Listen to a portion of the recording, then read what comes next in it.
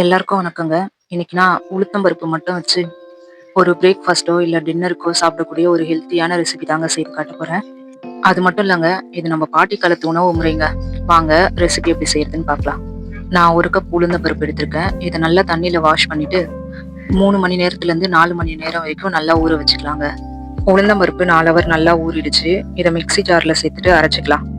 நான் சாதா உளுத்தம் பருப்பு தான் சேர்த்திருக்கேன். நீங்க முழு உளுத்தம் பருப்பு சேர்த்தும் செய்யலாம். இன்னும் ஆரோக்கியமா இருக்குங்க. உளுந்தம் பருப்பு ரொம்ப கெட்டியாவும் இல்லாம, ரொம்ப தண்ணியாவும் இல்லாம இந்த பதத்துல அரைச்சு எடுத்துக்கலாம். மாவு அரைக்கும் போதே நான் உப்பு சேர்த்துட்டு தான் அரைச்சேன். நீங்க உப்பு சேர்க்காம அரைச்சா இந்த டைம்ல உப்பு சேர்த்துட்டு நல்லா மாவு கலந்து விட்டுக்கலாம். இந்த மாவு புளிக்க தேவையில்ல. நம்ம அப்படியே ஆவியில வேக வச்சுக்கலாம். நான் 2 விதமா வேக வச்சு காட்டுறேன் உங்களுக்கு. இந்த மாதிரி பாத்திரத்துல 1 டம்ளர் தண்ணி ஊத்திக்கலாம்.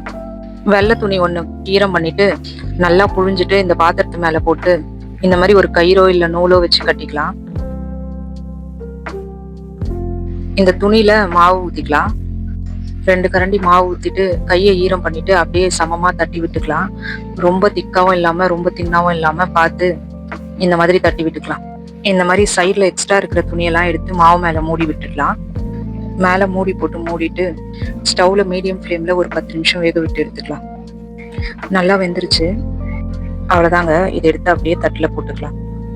நான் 2 விதமா ஊத்துறேன்னு சொன்னல, இன்னொரு விதம் எப்படி ஊத்துறதுன்னு பார்க்கலாம். இடியாப்ப தட்டுல துணி போட்டுட்டு இதுல மாவு ஊத்தி கையை ஈரம் பண்ணிட்டு அதுல எப்படி தட்டணுமோ அதே மாதிரி மாவு தட்டி விட்டுக்கிறேன். இதுல நம்மளுக்கு ஊத்துறதுக்கு ஈஸியா இருக்கும். ஆனா நான் ஃபர்ஸ்ட் காட்டின மெத்தட் தான் ஃபர்ஸ்ட்லாம் செய்வாங்க. எங்க பாட்டி அப்படிதான் பண்ணுவாங்க. உங்ககிட்ட வீட்டுல தட்டி இட்லி பிளேட் இருந்ததுன்னா அதுல கூட நீங்க ஊத்திக்கலாம். இடியாப்ப ஸ்டாண்ட்ல செட் பண்ணிட்டு இட்லி பாத்திரத்துல வச்சு வேக விட்டுக்கலாம். நல்லா வெந்துருச்சுங்க. இப்ப எடுத்து பிளேட்ல வச்சுக்கலாங்க.